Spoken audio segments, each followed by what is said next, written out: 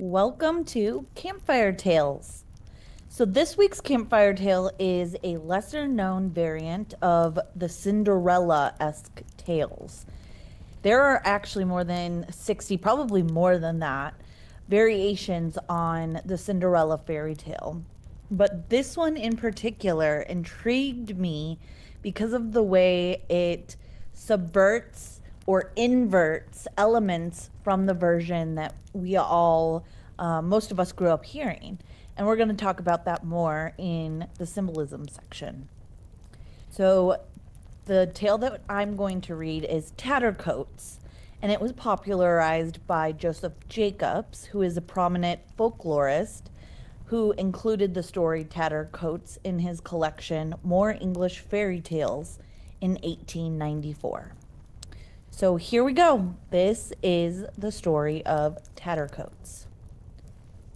In a great palace by the sea, there once dwelt a very rich old lord who had neither wife nor children living, only one little granddaughter, whose face he had never seen in all of her life. He hated her bitterly because at her birth his favorite daughter died, and when the old nurse brought him the baby, he swore that it might live or die as it liked, but he would never look upon its face as long as it lived.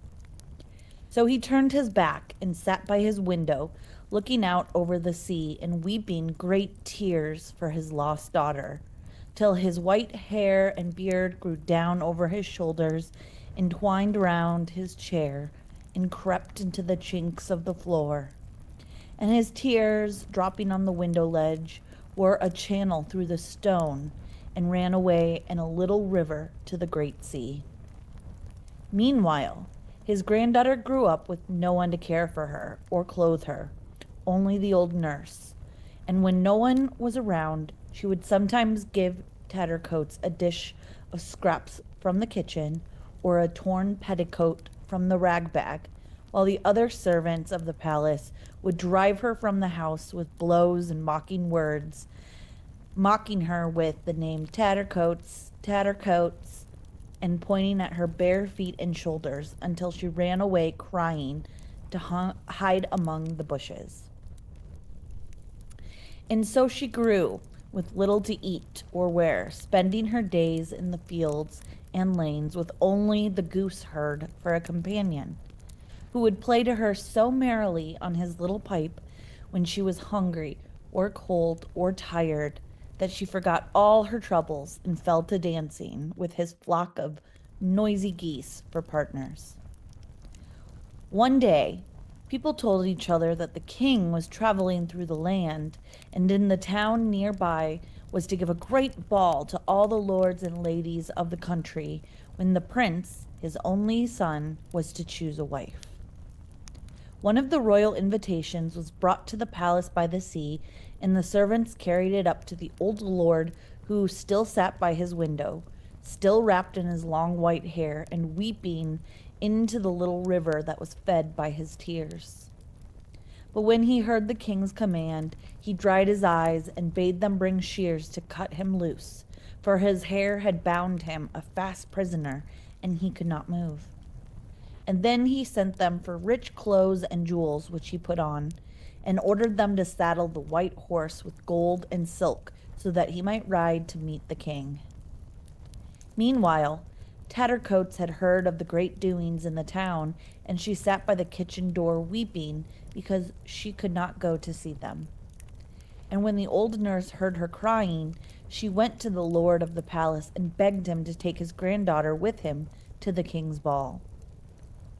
But the king only frowned and told her to be silent, while the servants laughed and said, "Tattercoats is happy in her rags, playing with the gooseherd.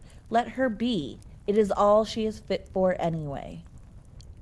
A second and then a third time, the old nurse begged him to let the girl go with him, but she was answered only by blank looks and fierce words, until she was driven by the room by the jeering servants with blows and mocking words.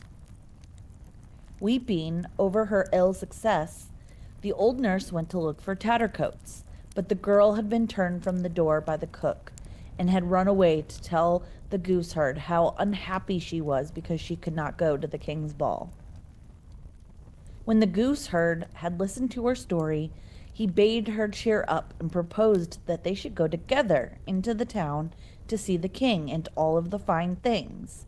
And when she looked sorrowfully down at her rags and bare feet, he played a note or two upon his pipe, so merry that she forgot about all of her tears and troubles. And before she knew it, the herd boy had taken her by the hand, and she and he and the geese before them were dancing down the road towards the town. Before they had gone very far, a handsome young man, splendidly dressed, rode up and stopped to ask the way to the castle where the king was staying. And when he found that they too were going there, he got off his horse and walked beside them along the road. The herd boy pulled out his pipe and played a low, sweet tune, and the stranger looked again and again at Tattercoats' lovely face until he fell deeply in love with her and begged her to marry him. She only laughed and shook her golden head. "You would be finely put to shame if you had a goose girl for your wife," she said. "Go and ask one of the great ladies you will see tonight at the king's ball, and do not flout poor Tattercoats." But the more she refused him, the sweeter the pipe played, and the deeper the young man fell in love, till at last he begged her, as proof of his sincerity, to come that night at 12 to the king's ball, just as she was, with the herd boy and his geese, and in her torn petticoat and bare feet. And he said he would dance with her before the king and the lords and the ladies, and present her to them all as his dear and honored bride. So when night came, and the hall in the castle was full of light and music, and the lords and ladies were dancing before the king, just as the clock struck 12, Tattercoats and the herd boy, followed by his flock of noisy geese, entered the great doors and walked straight up the ballroom, while on either side the ladies whispered, the lords laughed, and the king, seated at the far end, stared in amazement. But as they came in the front of the throne, Tattercoats' lover rose from beside the king and came to meet her. Taking her by the hand, he kissed her thrice before them all and turned to the king.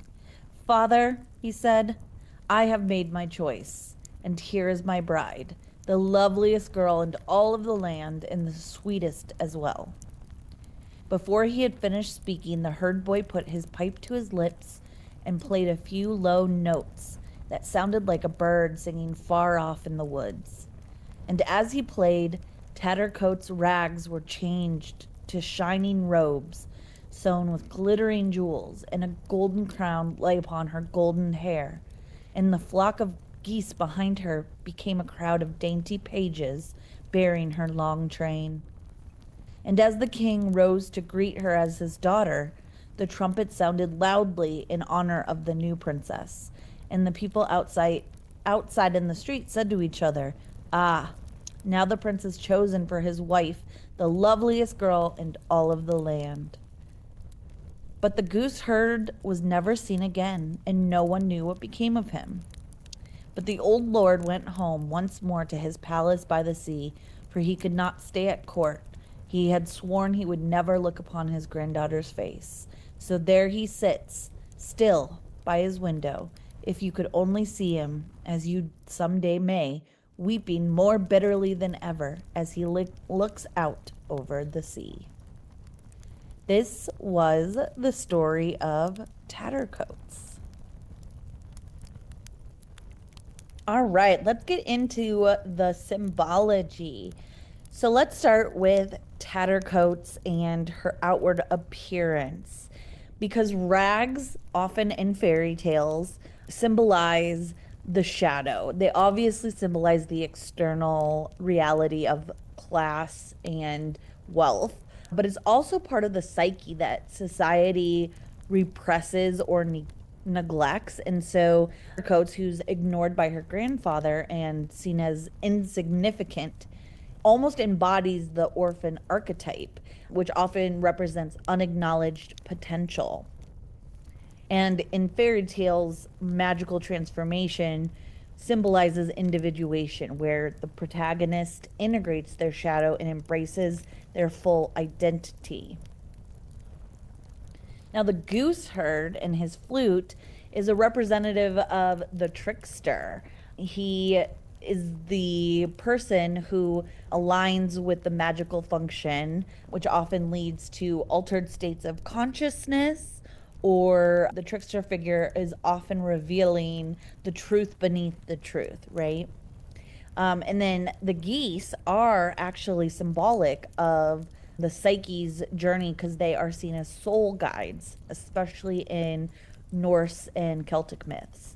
So the goose herd, the man, may symbolize also a psychopomp, so a figure who guides the soul through its transformation.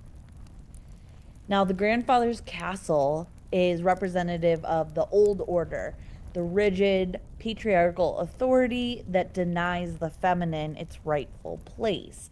And the grandfather represents the superego, so the internal voice of society that says, this is the rules and this is what is traditional versus non traditional. The ball is part of the rite of passage, so an initiation. And in this case, it's an initiation into selfhood. Tattercoats moves from, the hidden, repressed self to the acknowledged and whole self. And the fact that her clothes change while she's at the ball also suggests that she has always been worthy of this greatness, but that she had to move through this transformation, this initiation in order to get there. The prince's recognition is a beautiful way to mirror the self that embraces both light and shadow, because his ability to see Tattercoats' worth even before her clothing changes indicates that he is seen beyond the persona, so beyond the mask of what Tattercoats is presenting. So, a few final thoughts because this version is so different from the Cinderella. I just want to bring up some things. So, I love that there is no wicked stepmother in this story. I am intrigued by the fact that her casting out, being exiled, is from this deep, sorrowful place within the grandfather. And then, of course, this feels like a modern day version of Cinderella because not only does the prince fall in love with her just as she is before she is changed, but he also stands up for her and demands that she come and present herself just as she is because he loves that. And I feel like that's very subversive for this variant of fairy tale. All right. So this was Tattercoats, and I hope that you enjoyed it. I would love to go more in depth with this fairy tale in a different capacity. So if you are interested in that, let me know, and I might do a podcast episode. All right. I will see you in the next campfire tale.